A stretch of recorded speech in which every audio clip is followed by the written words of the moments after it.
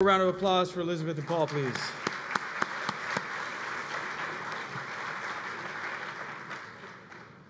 Our next speaker has quite the incredible background.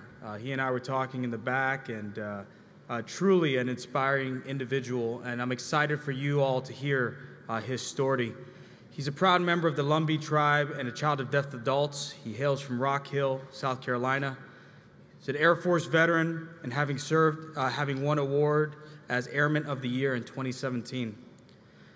Currently, he works as an engineering technical program manager at Microsoft. Here, he focuses on air-gapped cloud solutions, and he is also the external lead at Microsoft for the U.S. Indigenous Employees Resource Group. Please join me in welcoming to the stage Zachary Oxendine.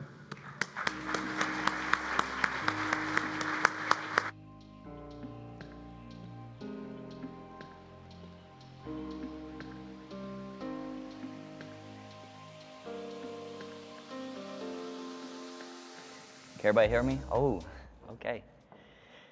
How's everybody doing? That's good. So, a little over 4 years ago, I bought this suit you see me in on a Men's Warehouse credit card. I spent probably about $1,500 after the credit was all said and done, and I bought it because I had an interview at Microsoft, my first ever interview at Microsoft. I was about 23 years old, and I was like, hey, you got to wear a suit. It's Microsoft, right? Didn't own any suits. Go to Men's Warehouse, get fitted, put on the suit. And he said, yeah, that's going to be about $500. Didn't have it. So I got the credit card. I get the suit, put it on. I go to the interview. I don't get the job. And that was a little over 4 years ago. And see, being from Rock Hill, South Carolina, and coming from my hometown, coming from my family, my background, I had two deaf parents. My dad made tires for a living until that job went overseas. My mom worked at Dollar General some. My mom was a waitress at Ryan's. We had 7 brothers and sisters. I did the free lunch thing. I turned about 8, 9 years old, and my mom and dad get divorced. So my dad's living over here in the country beside the horse farm. My mom's living over here in the projects downtown Rock Hill. In 2 weeks, I'm at my mama's house. In 2 weeks, I'm at my dad's house. And this is how, I grew up. It was an adventure. There was always stuff going on. And I get to middle school, and you start having honors classes, and you start having all these different programs for people who have great potential, on standardized testing and such. And I started getting those opportunities. Well, I realized getting in these classes, I looked different, I talked different. I didn't have the same ability to attend the same camps as these kids. I didn't have the same ability to even have the environment to study the same as these kids, and so I just didn't last. By the time I get into high school, I become a little bit of a troublemaker, and I don't take it as seriously. And I'm working my way through high school and, getting in trouble, getting referrals, get suspended a couple times and such. And I make it to my senior year of high school, and I'm like, dang. I didn't take it seriously enough. I'm not getting into college. It's not going to happen for me. And so I decide to enlist in the United States Air Force, and I take the ASVAB, and they give me this fat packet of jobs that I qualified for, and not knowing anything about nothing really, I take that packet of jobs to my uncle. And everybody has an uncle, or a grandpa, or a grandma that knows a little bit more than you. And I always tell young people, you got to find mentors. You got to find people that believe in you, that have the wisdom to give advice that can improve your life and improve your decision making. And I give this packet of job to my uncle. And my uncle said, I told him, I said, hey, the recruiter told me I get 10 of these jobs on this list. One of the 10 jobs I'm going to get, I just got to choose 10. And my uncle circled 10 jobs. And the 4th job on that list was cybersecurity. I take that list back to my recruiter. My recruiter pointed to the 4th job. He said, we can get you in this job at the end of the summer. I said, well, let's do it. So a couple months pass, and I finally get into Air Force. I get through basic training and boot camp, and I'm in. And the same behaviors that I displayed as a young man, the same behaviors that I displayed in high school as someone who just wasn't hardworking or diligent or really took things seriously because maybe I just didn't envision myself in these roles. And this was my way to rebel, whatever have you. I started doing the same things in the United States Air Force.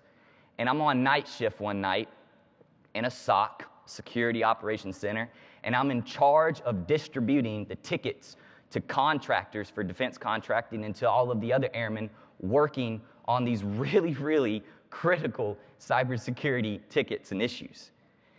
And I'm sitting there and I'm distributing the tickets and I'm not even reading the tickets. And a contractor who's been in the game 20 years comes up to me and he says, Ox, they called me Ox. He said, what the heck are you doing, man? You know, you're not taking this job seriously enough. You look like crap in your uniform. You're not reading the tickets. He said, why'd you assign me this ticket? You didn't even read it. I said, you're going to do the ticket I assigned to you. That's what I told him. And he said, you're just like my dang son. And that's the pleasant way of putting that exchange, but something clicked in my brain that evening. Something clicked, and he goes outside, smokes his cigarette in the parking lot, and I'm sitting inside mad, and I start thinking. And so I want to take you back a little bit. My grandfather and my grandmother are from Robinson County, North Carolina, and when they were 19 years old, during Jim Crow era, the 1960s, things were really, really getting very difficult in the South at that time. They decided they were going to move to Philadelphia. And my grandfather took a job sweeping in Philadelphia when he was 19. And in 10 years, he became a truck driver for this chemical company. They ended up moving down south. He took a job managing a chemical plant in Charlotte. And in 3 years, he was laid off. And at 50 years old, my grandfather took a second mortgage out on his home and started a chemical company. That chemical company still employs most of my family today. And I was thinking about, you know, this man didn't graduate college, nor did he graduate high school. And I was thinking about this story about my grandfather at this time. And I was like, he's overcome so much. He's been able to accomplish so much with so much more adversity than I would ever be able to face. Why am I sitting here taking that for granted? Yes, I've had challenges. Yes, I've had things that have stood in my way, obstacles, but I'm creating a lot of these things on my own too. I can have a different mentality. And so I decided right there and then when I was 19 years old, I was going to take this cybersecurity thing seriously. I get my Security Plus, I get my CCNA, I start accumulating certifications, I'm going to work every day, I'm asking people questions, I'm learning and everything, and I ended up 2 years later winning Airman of the Year in the United States Air Force.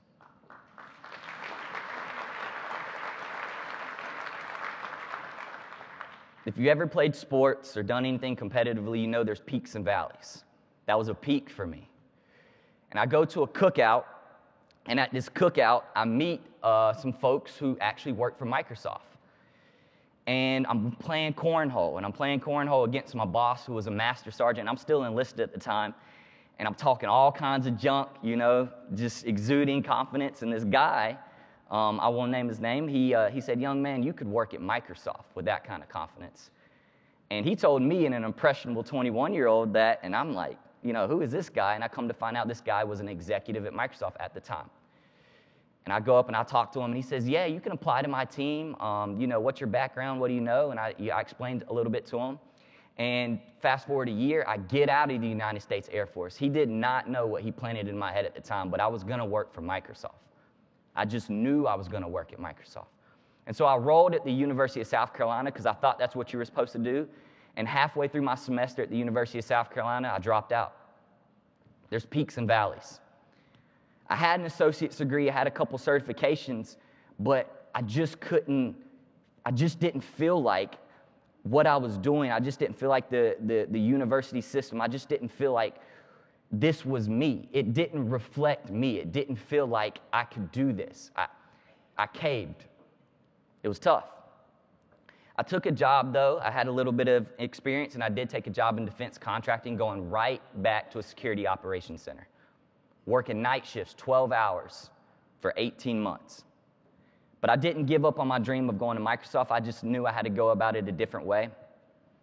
And so during that 18 months, I went on LinkedIn and I looked up thousands of Microsoft employees, looked at their credentials, looked at the things that they knew about cybersecurity and engineering and cloud computing, and I just started doing copy-paste. I was like, he learned this, I'm going to go learn that. I was like, she studied this, I'm going to go study that. And I'm on night shifts, and if you've ever worked in a SOC, you're going to have some free time. And I did a lot of studying during that free time.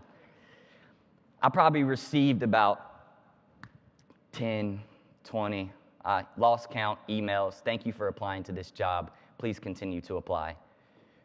And the entire time, I was not applying to engineering jobs because, again, someone with a 2-year degree like myself, someone who comes from where I come from, we're not engineers. So I never applied to an engineering job until I saw someone post a job on LinkedIn. They looked similar to me. They looked like someone that I could get along with that maybe had had similar experience to myself. And I said, you know what? He posted this engineering job. I'm going to give it a chance. I applied to that engineering job, and a couple weeks later, I got it back. That money changed my life. I ain't going to lie to y'all. And I take that job, and I get to Microsoft, and I'm working on the team, and many of my peers, graduates of Rochester Institute of Technology, graduates of MIT, graduates of Maryland University, all these great universities, and here I am, Community College of the Air Force, and they come from all these different areas, and I'm like, I'm doing well enough to be able to compete with these peers of mine, and I'm like, there's more people like me. I know that Microsoft could go find more employees just like myself, and technology companies across the board, and an opportunity to work in cybersecurity, an opportunity to work in technology, and STEM at large is really life-changing for my community and the places where I come from, rural and indigenous and everything at large.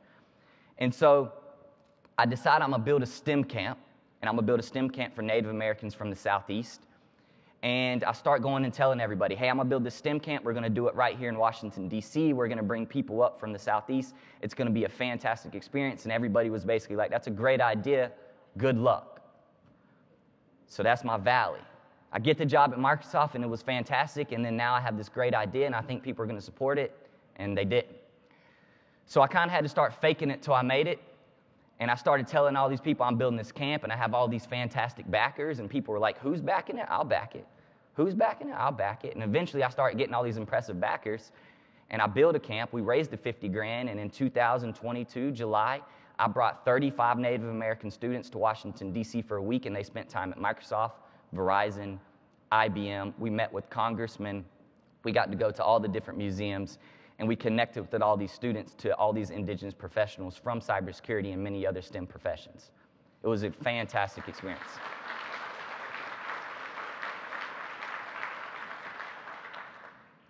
Now, this is when I really, really started to believe in myself. This is where the momentum began.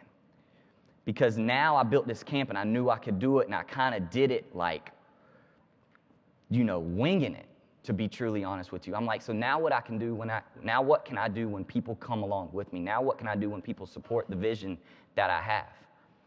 And so I start telling people about this camp, and we start getting the message out there, and eventually I find myself doing speaking engagements. And I wore this suit again at my first speaking engagement in November 2022. Again, it's the only suit I had at the time. And I did it on a one-day notice.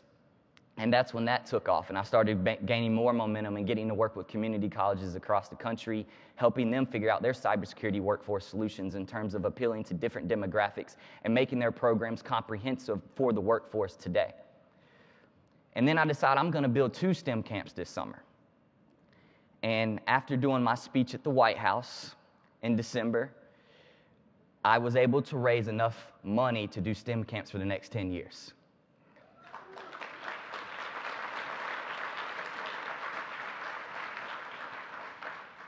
And so here we are. I got a STEM camp that's going to be Monday.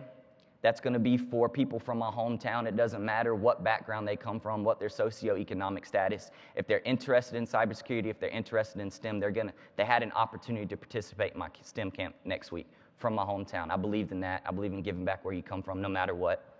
But I also got a STEM camp in D.C. again this summer, and we had over 360 applicants from Native American communities all across the United States applied.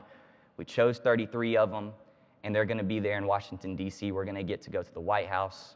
We're going to get to spend the day at Microsoft. We're going to get to spend the day at the State Department headquarters. We're going to get to spend the day with multiple universities in the area. And these kids are going to envision themselves in these fields. These kids are going to feel empowered to believe that they can accomplish the same things as the people that stand before them that look just like them. And I'm really, really excited about these 2 camps this summer.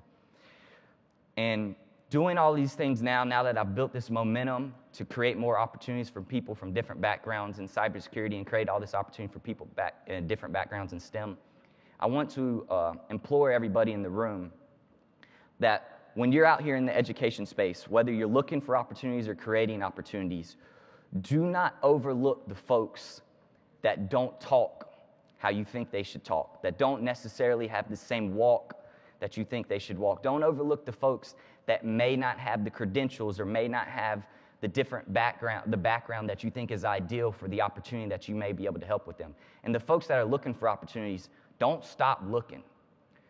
You never know where your opportunity is going to come from. It can come from a cookout where you're playing cornhole, or it could come from you spending nights and nights and nights and nights studying and applying to hundreds and hundreds of jobs.